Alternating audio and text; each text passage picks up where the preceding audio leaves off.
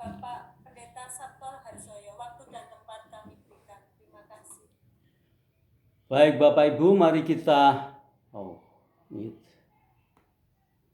Bapak Ibu sekalian yang dikasihi Tuhan Yesus Kristus, mari kita berdoa sebelum kita membaca dan merenungkan firman Tuhan pada pagi hari ini, supaya Roh Kudus bekerja, Roh Kudus menjadikan tanah batin kita menjadi tanah yang terbaik untuk setiap benih firman Tuhan.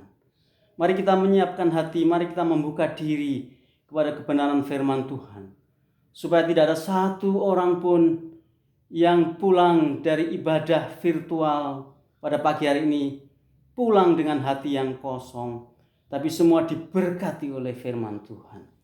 Bapa, kami sungguh bersyukur, berterima kasih kepadamu ya Tuhan, untuk segala kebaikan Tuhan, untuk segala kemuliaan Tuhan, untuk segala anugerah Tuhan yang boleh kami nikmati hari demi hari. Rahmat-Mu selalu baru tiap-tiap pagi, dan rahmat yang baru itu Tuhan sediakan melalui kebenaran firman Tuhan dan penerangan tuntunan Roh Kudus. Ya Bapa, sebentar lagi kami akan membaca sedikit firman Tuhan dan merenungkan bersama-sama. Hamba memohon belas kasihan Tuhan, supaya hamba-Mu sendiri yang akan memimpin perenungan, dan semua saudara-saudara kami yang mendengarkan diberkati oleh berkat firman Tuhan. Terima kasih Bapa, kami mengucap syukur di dalam satu nama Tuhan Yesus Kristus. Amin. Sudah lama sekali peristiwa ini Bapak Ibu. Ini peristiwa terjadi di tempat tinggal kami yang lama gitu ya. Bukan sekarang ini, sudah lama sekali, sudah puluhan tahun yang lalu. Tapi kisah ini tidak pernah saya lupakan. Suatu pagi saya mencuci motor di depan rumah, lagi nyuci motor dengan baju semua basah gitu ya. Tiba-tiba seorang anak kecil yang saya kenal sangat baik ya. Pada waktu itu memang selalu tiap hari itu ada anak-anak kecil di rumah, tetangga-tetangga ya. 2-3 orang pasti selalu ada. Ya, sering makan di rumah dan sebagainya. Anak kecil ini saya kenal baik ya. Anak kecil itu lari, dia menuju kepada saya, dia peluk saya dengan terisak-isak. Dia mengatakan, Pak Sabto, aku dimarahi Kakung. Saya peluk anak ini, saya belai rambutnya, kenapa gini. Dan akhirnya dia menjadi tenang dan bermain kembali. Nah Bapak Ibu sekalian yang dikasihi Tuhan Yesus Kristus, hari ini kita akan renungkan satu tema firman Tuhan yang sangat indah, yang sangat kita butuhkan. Gereja memberikan tema renungan pada pagi hari ini yang diberi judul Tenang di Tengah Badai. Tenang di tengah badai. Bapak Ibu sekalian, kita akan membaca firman Tuhan pada pagi hari ini sebagai dasar perenungan kita yang terdapat dalam Perjanjian Lama. Terdapat dalam kitab Perjanjian Lama, yakni kitab Nabi Habakuk. Mari kita melihat sebentar nats yang sangat indah ini, yakni nats yang terdapat dalam kitab Habakuk. Kitab Habakuk memang kitab yang cukup pendek. Seharusnya memang renungan ini harus kita baca seluruh pasal ya. Ini nanti kalau kita selesai merenungkan bersama-sama, kita bisa pulang dan mengambil waktu membacanya. Dan kita akan menemukan tulisan-tulisan puisi yang sangat indah yang terdapat di dalam kitab Habakuk ini, yang sungguh-sungguh memenuhi kebutuhan kita yang paling hakiki di tengah-tengah dunia yang sangat mencemaskan saat ini. Tapi pada pagi hari ini kita akan fokus pada Habakuk pasal 3. Habakuk pasal 3 ayat 16 sampai ayat yang ke-19 saja. Kitab Habakuk pasal 3 ayat 16 sampai ayat yang ke-19. Saya merasa juga ini menjadi satu Nas dan ayat yang sangat kita kenal sebagai orang percaya. Firman Tuhan tertulis demikian. Ketika aku mendengarnya, gemetarlah hatiku. Mendengar bunyinya, menggigillah bibirku. Tulang-tulangku seakan-akan kemasukan sengal, dan aku gemetar di tempat aku berdiri. Namun, dengan tenang akan kunantikan hari kesusahan yang akan mendatangi bangsa yang bergerombolan menyerang kami. Sekalipun pohon ara tidak berbunga, pohon anggur tidak berbuah, hasil pohon zaitun mengecewakan. Sekalipun ladang-ladang tidak menghasilkan bahan makanan, kambing domba terhalau dari kurungan, dan tidak ada lembu sapi dalam kandang. Namun aku akan bersorak-sorak di dalam Tuhan, beria-ria di dalam Allah yang menyelamatkan aku. Allah Tuhanku itu kekuatanku. Ia membuat kakiku seperti kaki rusa. Ia membiarkan aku berjejak di bukit-bukitku. Saudara sekalian yang dikasihi Tuhan Yesus Kristus, sekali lagi sebetulnya ayat ini memang seharusnya dibaca dalam konteks seluruh pasal kitab Habakuk, dan ini sangat indah sekali. Nah, saudara sekalian yang dikasihi Tuhan Yesus Kristus, kitab pendek ini ditulis oleh seorang nabi yang bernama Habakuk, ya. Sesuai dengan nama kitab ini. Habakuk itu memang berasal dari bahasa Ibrani, bahasa Alkitab Perjanjian Lama, yang artinya itu seperti anak kecil tadi, gitu ya. Yang memeluk saya erat tadi. Artinya adalah memeluk. Saudara sekalian, ini adalah jalan keluar terindah, paling tepat, paling memberikan pertolongan yang paling luar biasa dalam hidup kita. Pada waktu kita menghadapi situasi yang sangat mencekam dalam hidup kita. Kalau kita tengok sebentar, Bapak Ibu sekalian, kitab Habakuk ini semua ditulis mendekati tahun 700-an. Menurut perkiraan para ahli, tahun 700-an sebelum Kristus lahir atau sebelum Masehi. Di mana kita diingatkan ada satu zaman, ada beberapa tahun, puluhan tahun tertentu, Tuhan memang menghukum orang Israel dan bangsa Yehuda. Caranya bagaimana? Caranya itu Tuhan mendatangkan bangsa-bangsa di sekitar mereka itu, dan bangsa-bangsa itu dibiarkan seolah-olah oleh Tuhan untuk melakukan apa saja terhadap umat pilihan Allah ini. Nah, Bapak Ibu sekalian yang dikasihi Tuhan Yesus Kristus, dunia Perjanjian Lama, khususnya kalau dikaitkan dengan tanah Palestina, itu memang letaknya itu sangat menarik untuk diperhatikan.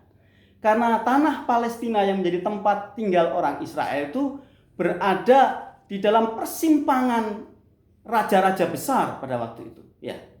Di atas sedikit ada Asyur, di sebelah sedikit ke atas lagi ada Babel, dan di bawah itu ada Mesir. Asyur, Babel, Mesir. Nah, pada zaman Perjanjian Lama kuno, ketiga bangsa ini terus bersaing, saudara sekalian. Ketiga bangsa itu saling menaklukkan satu dengan yang lain, dan berganti-gantian mereka itu berkuasa atas wilayah Timur Tengah sampai Mesir pada waktu itu. Dan yang menarik Bapak Ibu sekalian, siapa saja kerajaan yang berkuasa, Israel itu mesti jadi korban. Siapa saja raja itu berkuasa, Israel pasti jadi korban. Kalau Asyur itu jaya dan mengalahkan Babel dan Mesir, pasti Israel jadi korban, menjadi tanah jajahan juga. Nah, kisah ini saudara sekalian mendekati tahun 700 ini dicatat dalam sejarah Alkitab itu bahwa muncul satu bangsa yang besar yang oleh Alkitab disebut sebagai bangsa yang tangkas dan bengis. Ini adalah bangsa yang berada di daerah Babel, yang saat ini adalah Irak, yang disebut sebagai bangsa yang tinggal di rawa-rawa. Ini bangsa yang sangat tangkas dan bangsa yang sangat bengis. Pada waktu Habakuk mendapatkan penglihatan ini, bangsa ini, yakni bangsa Kasdim ini, sedang mulai muncul. Dan sebentar lagi Kasdim akan menguasai Babel, Asyur, dan saat ini Kasdim sedang berencana untuk menghancurkan Mesir dan menguasai wilayahnya. Bapak Ibu sekalian yang dikasihi Tuhan Yesus Kristus, seandainya kita menjadi Nabi Habakuk, bagaimana kondisi kita? Sebagai seorang nabi, dia bukan jemaat biasa dalam pengertian masyarakat biasa. Nabi pada waktu itu diberikan karunia untuk melihat penglihatan-penglihatan yang ditayangkan oleh Tuhan. Itulah sebabnya dalam perjanjian lama, nabi itu disebut roeh. Roeh itu sebetulnya orang-orang penjaga yang disebut sebagai penjaga kota, gitu ya. Zaman dulu di kota-kota perjanjian lama itu selalu ada namanya tempat yang sangat tinggi, dan di situ para penjaga kota itu melihat dari tembok yang sangat tinggi itu, tempat sangat tinggi itu, menara jaga itu, situasi di luar yang sangat jauh. Sehingga kalau ada pasukan datang ingin menyerang negara kota itu, segera para roeh ini, para pelihat ini memberikan tanda khusus bahwa negara berada dalam ancaman itu. Bapak Ibu sekalian yang dikasihi Tuhan Yesus Kristus, seandainya itu terjadi pada kita, bagaimana? Tuhan membukakan secara gamblang penglihatan bahwa tidak lama lagi bangsa ini akan dihancur luluhkan oleh Kasdim yang kebengisannya itu luar biasa. Nah, Bapak Ibu sekalian, inilah yang dihadapi oleh Habakuk. Ini yang dihadapi oleh Nabi Habakuk. Dia tidak bisa menghindar dari penglihatan itu. Bapak Ibu sekalian, kalau kita mengerti status kenabian kita, orang-orang percaya zaman ini sebetulnya tidak jauh berbeda. Orang-orang Kristen adalah orang-orang yang dipercayai Tuhan penglihatan, the clear vision, penglihatan yang jernih sekali tentang zaman ini. Kalau kita melihat zaman ini dan apa yang akan terjadi pada zaman ini, mustahillah kita tidak gelisah.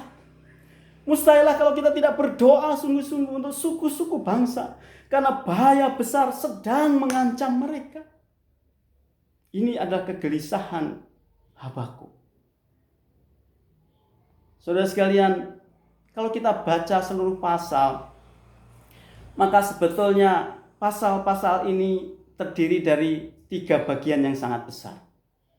Bagian yang pertama itu pasal 1 dan pasal 2, itu adalah bagian mengenai semacam keluhan. Boleh dikatakan protes Habakuk kepada Tuhan. 2 kali Habakuk itu protes kepada Tuhan. 2 kali Habakuk itu mempertanyakan kepada Tuhan. 2 kali Habakuk nggak ngerti mengapa ini terjadi, saudara-saudara. Dan 2 kali juga Tuhan menjawab jawaban Habakuk itu. Dan jawaban Habakuk itu yang membuat akhirnya Habakuk memeluk Tuhan. Apa yang dipertanyakan Habakuk? Yang dipertanyakan Habakuk ialah ketidakmasuk akalannya terhadap apa yang terjadi kepada Yehuda. Ini Yehuda. Israel sudah lebih duluan dihukum oleh Tuhan. Karena kesannya Yehuda dalam tanda petik lebih baik, lebih rohani dari Israel, walaupun akhirnya sama saja. Dia melihat Yehuda Di dalam penglihatan sangat jelas itu mengalami penderitaan luar biasa. Ngeri sekali. Pasukan sangat kuat akan menyerbu. Ya. Kita bisa bayangkan kondisi-kondisi yang sangat miris dan mengerikan di perjanjian lama. Bagaimana pontang-pantingan masyarakat dilihat oleh Habakuk itu. Para laki-laki lari menyelamatkan diri, para ibu-ibu bersembunyi, anak-anak menangis di mana suara-suara kereta, suara kuda bergemericit luar biasa. Mereka mau lari kemana? Ini mereka ada dalam tembok. Seolah-olah tidak ada pertolongan. Dan seolah-olah terjadi suatu hal yang tidak masuk akal. Tuhan mengizinkan umatnya, biji matanya sendiri, mengalami penderitaan yang luar biasa. Ini menggelisahkan Habakuk. Dia protes kepada Tuhan. Kenapa ini terjadi Tuhan? Mengapa Tuhan mengizinkan orang yang cenderung lebih baik mengalami penderitaan lebih buruk dari orang yang menurut dia itu lebih jahat, penyembah berhala dan sebagainya? Bapak Ibu sekalian, bukankah sering kita mempertanyakan itu dalam hati kita? Pada waktu kita menghadapi pergumulan-pergumulan hidup. Mungkin tidak terungkapkan dalam hati kita. Tapi mungkin dalam batin kita yang terdalam, kita itu mengatakan, Tuhan, mengapa ini terjadi? Mengapa harus terjadi, Tuhan? Lalu Tuhan menjawab. Dan jawaban Tuhan ini sungguh-sungguh menghiburkan Habakuk. Dan akhirnya Habakuk mengambil keputusan untuk memeluk Tuhan. Apa jawaban Tuhan? Jawaban Tuhan menegaskan bahwa dia adalah pribadi yang tidak bisa dikendalikan manusia. Dia adalah Allah yang punya rencana terhadap manusia. Dia akan menghukum siapa yang melanggar dan melawan Allah. Dia akan memberkati siapa yang menghormati Allah. Itu yang terjadi. Tuhan sedang mewujudkan rencana penghukumannya kepada seluruh bangsa pada waktu itu, termasuk Yehuda. Dan Kasdem pun juga akan dihukum oleh Allah. Nah, Bapak Ibu sekalian yang dikasihi Tuhan Yesus Kristus, mari kita melihat sedikit lebih mendalam dari ungkapan Habakuk ini berdasarkan tema tenang di tengah badai dengan cara memeluk Allah. Sebelum kita melanjutkan Bapak Ibu sekalian, kita selalu diingatkan untuk hati-hati memeluk objek yang salah. Untuk hati-hati minta pertolongan pada pribadi yang salah.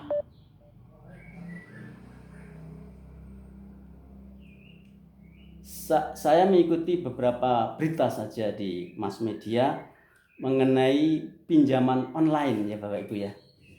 Pinjaman online itu terkesan sangat mudah, hanya menyiapkan KTP saja. Dan dalam waktu hitungan menit itu dana segar akan mengalir di rekening kita. Ya, saya tidak tahu persis itu, tapi hanya saya membaca beberapa semacam bahaya dari ini ya.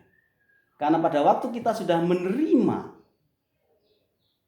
ya, uang pinjaman itu, maka pemilik uang itu akan melakukan apa saja dan mencari keuntungan dari kita secara berlipat ganda. Saudara sekalian yang dikasihi Tuhan Yesus Kristus, di awal renungan kita saat ini, mari kita merenungkan satu hal yang sangat penting. Apakah saat ini kita sudah memiliki tempat untuk memeluk di dalam segala persoalan kita, yakni subjek dan objek yang benar itu.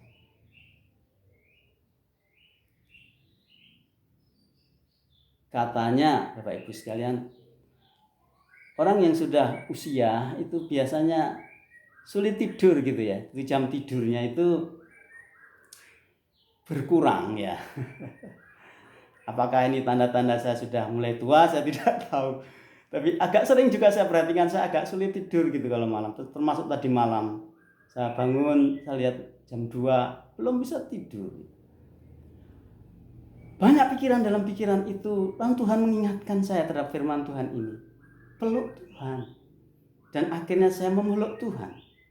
Memang tidak bisa langsung tidur, tapi kegelisahan itu sudah tenang. Suatu hari saya diingatkan satu hal yang sangat menghibur saya. Seolah-olah Tuhan bicara kepada saya, Sabto, kalau selama ini Tuhan itu memelihara kamu, dan tidak ada sedikit pun dari pemeliharaan Tuhan itu yang tidak sempurna.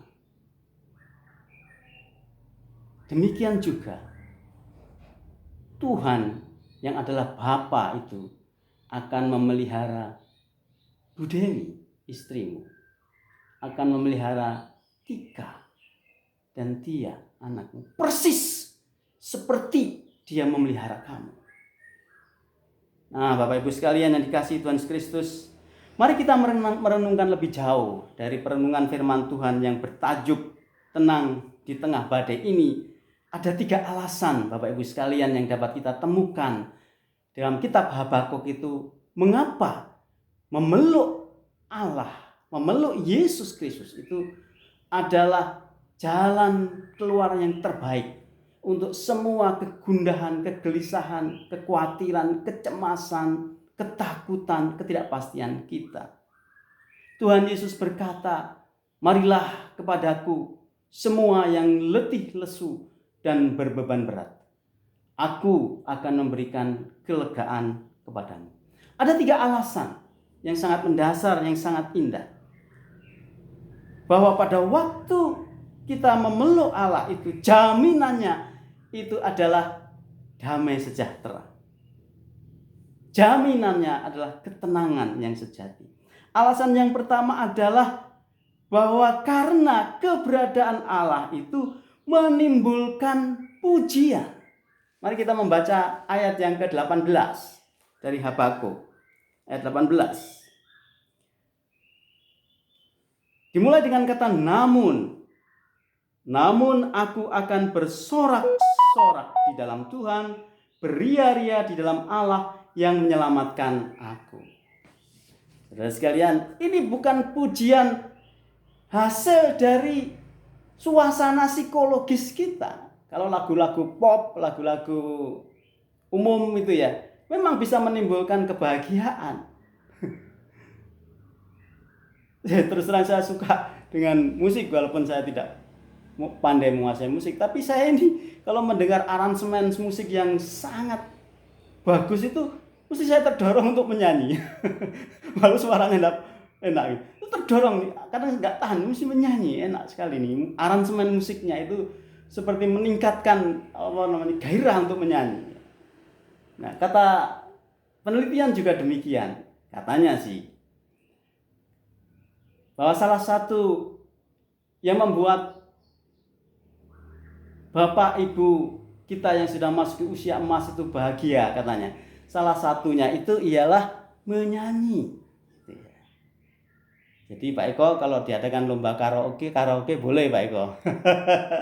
Terus palas-palas rapopo nyanyi gitu loh. Karena itu bisa menimbulkan kebahagiaan. Satu hari saya mengikuti diskusi lintas agama. Saya akhir-akhir ini sering kali mengikuti diskusi lintas agama, walaupun akhir-akhirnya saya tuh bosen gitu ya. Bosen ini kok yang ditanyakan itu melulu dan seperti nggak akademis sama sekali. Hanya kesannya saja orang berbicara mengenai manuskrip, kesannya orang berbicara mengenai logika-logika yang sangat tinggi, kesannya itu orang berbicara mengenai itu banyak hal yang bersifat rasional. Tapi setelah didengar-dengar semua perdebatan di YouTube itu hanya gitu-gitu doang gitu ya. Nah, satu hari itu ada satu pertanyaan yang ditanyakan kepada orang apologet Kristen itu, pertanyaannya begini. Mengapa orang Kristen itu kok nyanyi-nyanyi di gereja? Kan di Perjanjian Lama tidak ada tradisi menyanyi di gereja. Salah. Mazmur itu puji-pujian gitu ya. Nah, ini penting sekali Bapak Ibu sekalian. Jadi kalau ingin bahagia, pujilah Tuhan.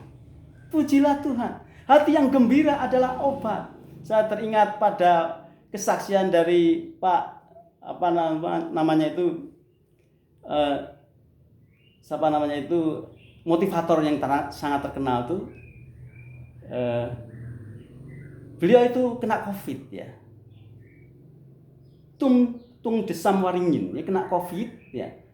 Terus dia orang kaya sekali, dia pesan rumah sakit dan kamar-kamar yang sangat mahal dan sudah merencanakan untuk ke Singapura macam-macam, dia tapi nggak bisa masuk Singapura, akhirnya dia terpaksa di Indonesia.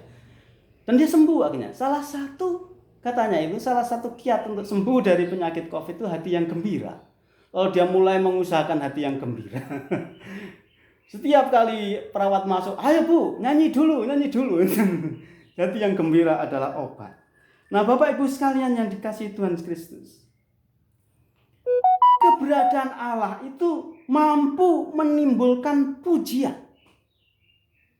Itulah sebabnya Habakuk itu mengatakan dia akan bersorak-sorai, dia akan beria-ria di dalam Tuhan. Jadi jangan mau rugi, saudara-saudara. Ini sungguhan ya. Kalau hidup di dunia sebagai orang Kristen, kita itu tidak pernah bisa menikmati kebahagiaan di dalam Tuhan, ya, itu mungkin persentase pujian kita itu kecil. mungkin ya. Cobalah kita memuji Tuhan. Kalau ada persoalan, ada pergumulan, pujilah Tuhan. Pemazmur mengatakan Allah bertahta di atas pujian umatnya. Artinya apa? Pada waktu kita memuji Tuhan, itu kuasa Allah itu akan turun atas kita. Karena kuasa Allah ada dalam kita, maka persoalan apapun yang Tuhan izinkan terjadi pasti bisa diselesaikan oleh orang-orang yang memuji Tuhan. Itu jaminan firman Tuhan. Saudara sekalian, saya punya pengalaman yang sedikit. Pengalaman itu suatu hari gereja kita zaman dulu itu bergumul mengenai tanah dan tempat tinggal ya Bapak Ibu sekalian. Panjang sekali ceritanya. Ada satu segmen, satu hari saya sama Budaya dan anak-anak liburan ke Madiun, di keluarga Madiun, dan anak-anak tidur sama Budaya tidur di atas, saya tidur di bawah. Di bawah itu sampai malam saya nggak bisa tidur karena waktu itu saya ditunjuk menjadi ketua panitia, bukan pembangunan waktu itu, ketua panitia tempat baru ya. Gimana? Bergumul, tapi tidak membuat saya stres, tapi bergumul. Pikiran saya tiap hari penuh dengan kemana kita mau beribadah pada waktu. Kita tahu bahwa waktu itu kita beribadah di gereja, bukan di WEC ya, di kandang ayam ya, kita tahu ya. Untuk mengadakan tanah dan membangun, sampai malam saya di lantai tidur nggak bisa tidur. Tuhan, kemana gereja akan beribadah? Tuhan, kemana gereja akan beribadah? Pada waktu saya bergumul dengan Tuhan, tiba-tiba ada seperti suara di telinga saya, jelas sekali. Suara itu berkata, aku melayangkan mataku ke gunung-gunung. Dari mana akan datang pertolonganku? Pertolonganku ia dari Tuhan yang menciptakan langit dan bumi. Saya melonjak, saudara. Saya berdiri, dalam hati saya, puji Tuhan, yang tangan saya angkat. Waktu itu belum ada jawaban. Tetapi saya sudah mengalami kemenangan dari Mazmur ini. Itu alasan pertama. Peluklah Allah. Pada waktu kita menghadapi kesulitan sesulit apapun. Karena pada waktu kita memeluk Allah itu menjadi momentum kita dapat memuji Allah.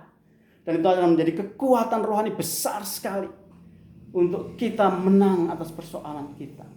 Bapak Ibu sekalian, ternyata jawaban kemenangan atas persoalan kita itu bukan pada persoalan itu sendiri, tapi pada hati kita. Amin. Pada hati kita. Bisa saja persoalan masih ada, tapi hati yang berkemenangan akan menghadapi persoalan dengan gagah perkasa. Itu yang pertama, Bapak Ibu sekalian. Mengapa kita harus memeluk Allah? Karena alasan yang pertama, keberadaan Allah itu menimbulkan puji-pujian. Alasan yang kedua, Bapak Ibu sekalian, mengapa kita harus memeluk Allah? Mengapa kita harus mendengar panggilan Kristus? Marilah kepadaku semua yang letih lesu, bersegeralah untuk datang kepada Yesus, peluk Dia. Itu alasan yang kedua, oleh karena keberadaan Allah itu menjamin iman yang berkemenangan. Bapak, Ibu, apakah ada iman yang tidak berkemenangan? Ada. Bapak Ibu sekalian, Saya mendengar khotbah kemarin ya, Bu Dewi rajin sekali menyetel radio, tiap hari ada renungan itu. Seorang pengkhotbah itu menyinggung satu ayat di Mazmur.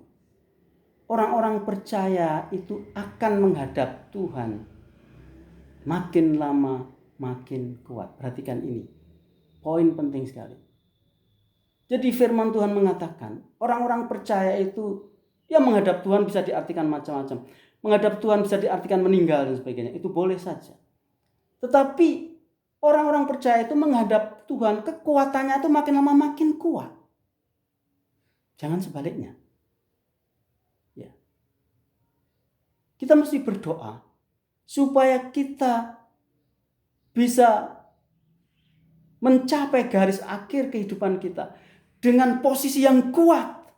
Bukan penuh keluhan, bukan penuh kesengsaraan, bukan penuh tuntutan aku tidak diperhatikan, tapi menghadap Tuhan dengan kekuatan rohani yang makin lama makin kuat. Mari kita membaca ayat yang sangat indah ini di dalam ayat yang ke-19. Ayat 19 dikatakan, Allah Tuhanku, kekuatanku. Allah Tuhanku itu kekuatanku. Ia membuat kakiku seperti kaki rusa. Ia membiarkan aku berjejak di bukit-bukitku. Bapak Ibu sekalian, ini tentu adalah bahasa puitis karena memang sastra ini sastra puisi. Kekuatan iman itu digambarkan seperti kaki yang berpijak, ya, dikatakan dalam firman Tuhan itu, yang berjalan, menginjakkan kaki dengan sangat kuat. Saya pernah nonton sebuah tayangan, Bapak Ibu sekalian, ada satu jenis kambing, jenisnya itu kambing pegunungan ya. Di daerah, kalau nggak salah di Asia itu ada jenis kambing tertentu itu dia naik ke lereng bukit ya, gunung yang sangat tinggi. Dan ternyata itu bukan gunung yang subur, ini ada gunung-gunung karang. Mengapa mereka naik itu? Mereka naik itu untuk makan lumut-lumut di sela-sela karang itu dengan keterjalan mungkin hampir seperti 180 derajat tinggi, hampir lurus gitu. Dan kakinya sangat kuat. Saya ingat Bapak Ibu sekalian, saya tidak ingat persis ya. Kalau nggak salah Bu Erni ya pernah menayangkan sebuah tulisan di grup itu, pentingnya kaki gitu ya, kaki. Karena kaki itu menjadi penopang seluruh tubuh. Kalau kaki lumpuh, seluruh tubuh kita itu akan menjadi lumpuh. Apapun, walaupun kita luar biasa hebat, kalau kaki sudah lumpuh, semua lumpuh. Nah Bapak Ibu sekalian yang dikasihi Tuhan Kristus, dengan sangat indah firman Tuhan Habakuk itu menggambarkan iman yang kuat. Itu seperti kaki-kaki rusa, seperti kaki-kaki kambing gunung gitu ya, yang tiap hari dia memanjat gunung yang sangat terjal itu dengan kaki-kaki yang kuat. Nah Bapak Ibu sekalian yang dikasihi Tuhan Kristus, peluklah Allah. Karena pada waktu kita memeluk Allah, saudara sekalian, iman kita itu akan menjadi kuat dan berkemenangan. Di dalam Alkitab banyak sekali gambaran-gambaran yang indah sekali. Orang Kristen yang berkemenangan itu digambarkan seperti burung Raja Wali. Sayapnya lebar dan panjang sekali. Pada waktu burung Raja Wali itu membuka sayapnya, dia akan terbang dengan sendirinya. Angin akan membawa dia terbang jauh ke angkasa. Tidak terjangkau oleh manusia. Puji Tuhan. Ini luar biasa. Yakinlah akan ini. Kalau kita memeluk Tuhan itu sudah pilihan sangat tepat. Karena pada waktu kita memeluk Tuhan itu akan menjadi momentum. Iman kita akan makin kuat dan berkemenangan. Yakin ini. Sehingga setiap momentum acara-acara rohaniah kita, baik itu bersama-sama maupun sendiri, itu seharusnya menjadi momentum kita mengalami apa yang disebut kemenangan iman itu karena kita senantiasa memeluk Tuhan sepanjang hidup kita. Kita memeluk Tuhan. Nah, itu alasan yang kedua. Mengapa memeluk Allah? Dan memeluk Allah itu pasti menimbulkan ketenangan batin. Karena memeluk Allah itu akan menjadikan iman kita itu semakin berkemenangan. Seperti Raja Wali, seperti kambing-kambing bukit kambing-kambing gunung yang menginjakkan kakinya di tempat-tempat yang amat sangat terjal. Lalu persoalannya di mana, Bapak Ibu sekalian? Persoalannya bukan lagi pada Kasdim yang hebat. Persoalannya bukan lagi pada COVID yang belum tertangani. Persoalannya bukan lagi masa depan yang menakutkan kita. Persoalannya bukan lagi kegelisahan kita akan masa depan kita. Ya. Persoalannya kita melihat ada di dalam kekuatan iman kita. Kekuatan iman kita. Yang dihasilkan karena kita memeluk. Tuhan Yesus menggambarkan begitu indah, akulah pokok anggur dan kamulah carang-carangnya. Barang siapa menempel, melekat kepadaku, dia berbuah banyak. Ranting itu kuat, ranting itu akan berbunga, ranting itu akan berbuah. Alasan yang ketiga, Bapak Ibu, yang terakhir, mengapa kita harus memeluk Allah? Dalam hal apa kita akan memperoleh ketenangan batiniah pada saat kita memeluk Allah? Alasan yang ketiga ialah alasan sangat indah.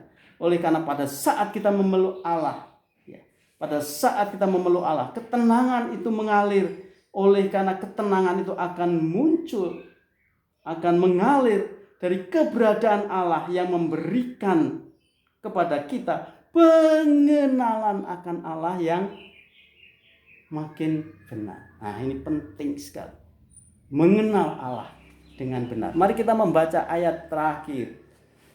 Dikatakan dalam ayat ini, Allah Tuhanku itu kekuatanku. Coba perhatikan baik-baik kalimat pendek ini. Allah Tuhanku itu kekuatanku. Perhatikan ini Bapak Ibu. Tidak dikatakan di situ Allah itu kekuatanku, tidak. Karena Allah itu sebutan umum. Setiap manusia bisa menyebut Allah dengan berbagai macam sebutannya. Allah, God, Lord, ya macam-macam ya. Lowalangi, tete manis dan sebagainya. Ya. Pangeran, Elohim, Eloah dan sebagainya. Itu adalah sebutan umum kepada yang maha tinggi itu. Itu menunjukkan manusia punya kesadaran akan keberadaan yang maha tinggi itu. Tapi kesadaran itu hanya sampai kepada kesadaran saja. Dan pada waktu kesadaran itu diungkapkan dalam kepercayaan dan agama-agama, pasti keliru dan salah di dalam mengidentifikasi Allah. Karena kesadaran akan Allah itu tidak menjamin kita mengenal Allah. Kita hanya bisa mengenal Allah kalau Allah memperkenalkan dirinya kepada kita. Itulah sebabnya dikatakan oleh Habakuk di sini, Allah Tuhanku. Bukan Allah Tuhan, tapi Allah Tuhanku. Yang objektif itu sudah menjadi subjektifku. Ya, memang Allah itu maha kuasa. Ya, Allah itu maha agung, maha pengasih dan sebagainya. Tapi siapa Allah itu? Pasti salah menjawabnya. Karena Allah hanya memperkenalkan dirinya kepada umatnya dengan nama Tuhan atau Yahweh. Nah, ini penting sekali. Jadi Bapak Ibu sekalian, orang Kristen itu bukan hanya mengenali Allah, bahwa Allah itu ada. Tapi orang Kristen itu mengetahui nama Allah, nama diri Allah, yaitu Yahweh atau Yehowa, ya, atau nanti menjadi Yosua, Yehowasua, dan dalam lafal kita menjadi Yesus, Yehowasua itu Allah atau Yehowa, Tuhan Juru Selamat. Nah, Bapak Ibu sekalian yang dikasihi Tuhan Kristus, memeluk Allah itu akan memberikan kepada kita pengenalan akan Allah yang benar. Ini penting sekali. Allah itu punya nama. Dan dia menghendaki supaya dia dipanggil dengan nama Tuhan. Kalau begitu Bapak Ibu sekalian, apa boleh mengganti nama Tuhan Yesus dengan nama lain? Tak boleh. Tuhan Yesus Kristus tidak boleh. Karena nama itu menjadi nama yang sudah memiliki kuasa di langit dan bumi. atas kehidupan ini. Nama Allah itu adalah Yesus, Yehowa Shua ini. Nah, Bapak Ibu sekalian yang dikasihi Tuhan Yesus, ini menarik. Ini yang membedakan Alkitab dan kitab-kitab lain. Alkitab itu adalah catatan mengenai Allah yang hadir, Allah yang menyatakan kehendaknya, Allah yang menyatakan rencananya, Allah yang mengerjakan maksudnya, Allah yang memimpin umatnya seperti gembala itu kepada rencananya. Dan Allah yang berbicara langsung kepada manusia. Apa yang membedakan Alkitab dengan kitab-kitab lain? Yang membedakan Alkitab dengan kitab-kitab lain, Alkitab itu penuh dengan perkataan-perkataan Allah langsung. Itulah sebabnya kalau kita teliti sedikit, maka di dalam Alkitab banyak sekali rumusan seperti ini. Aku berkata, ya. Tuhan sendiri mengatakan dalam kitab Yohanes, aku adalah. Aku adalah roti, akulah jalan, akulah pintu, akulah gembala, akulah air hidup, dan seterusnya. Itu menjelaskan, menegaskan apa? Bahwa Allah secara langsung menemui kita dan tidak akan pernah ditemui oleh umat manusia karena manusia sudah berdosa. Tidak mungkin manusia bisa mengenali Allah karena Allah tidak pernah memperkenalkan dirinya kepada mereka. Allah hanya menyatakan dirinya. Allah hanya bertemu kita face to face di dalam Yesus Kristus itu. Ini adalah keindahan Alkitab, Bapak Ibu sekalian. Karena Alkitab itu penuh dengan perkataan langsung Allah. The direct speech of Allah. God itu ada di dalam Alkitab. Jadi indah sekali Alkitab ini. Ya. Tuhan memberikan Alkitab ini kepada kita. Ya. Luar biasa. Supaya apa? Supaya, saudara sekalian, kita bisa menikmati tiap-tiap hari. Mengapa kita harus menikmati? Bukan dipakai untuk jimat. Nah, hati-hati, saudara. Ada orang itu melakukan Alkitab secara keliru ya. Gak bisa tidur, Alkitab itu ditaruh di bawah kepala. Tak pikir malah gak bisa tidur, keras kan. Gak bisa, Alkitab itu dipotong, dimasukkan kain putih, dijahit, pakai sabuk, dibawa kemana-mana. Nah, bukan begitu caranya. Itu salah, itu mistis. Gitu ya. Mengapa kita harus membaca Alkitab? Karena pada waktu kita membaca Alkitab, kita mendengar direct speech dari Allah, perkataan langsung dari Allah. Di situ kita bertemu face to face dengan Allah, bertemu muka dengan Allah, dan mendengar suaranya directly, secara langsung. Dan kita mengalami kekuatan di situ. Dan dari situ kita akan mengenal dan semakin mengenal siapakah Allah itu. Nah, ini menjadi penting sekali Bapak Ibu sekalian. Mengapa kita harus memeluk Allah? Alasan yang ketiga ini indah sekali. Karena di dalam memeluk Allah itu kita akan semakin mengenali Allah.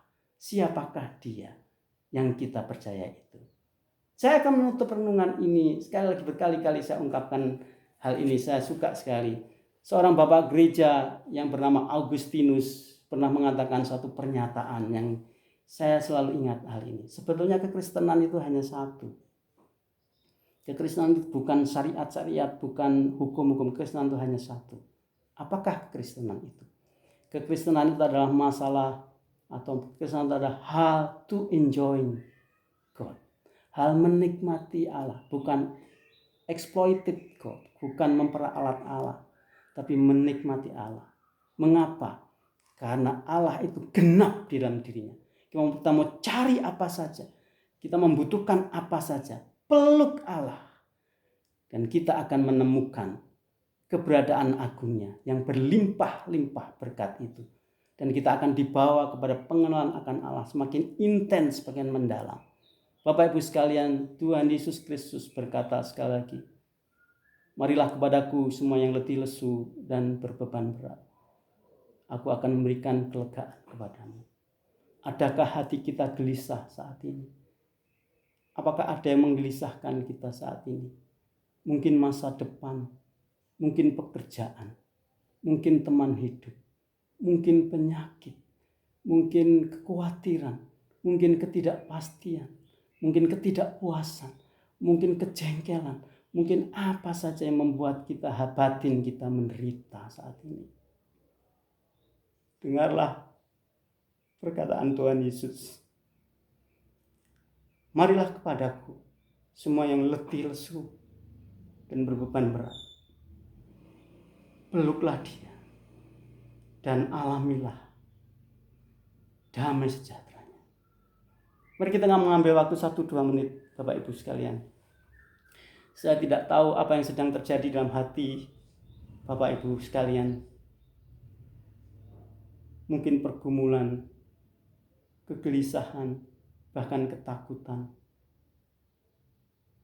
Sekali lagi Tuhan Yesus berkata, "Marilah kepadaku semua yang letih, lesu, dan berbeban berat. Aku akan memberikan kelegaan kepadamu." 1-2 menit kita akan teduh untuk menghadap Tuhan, menghampiri Tuhan, bergegas memenuhi panggilannya. Setelah itu saya mohon Bapak Gembala bisa berdoa untuk firman Tuhan ini. Terima kasih.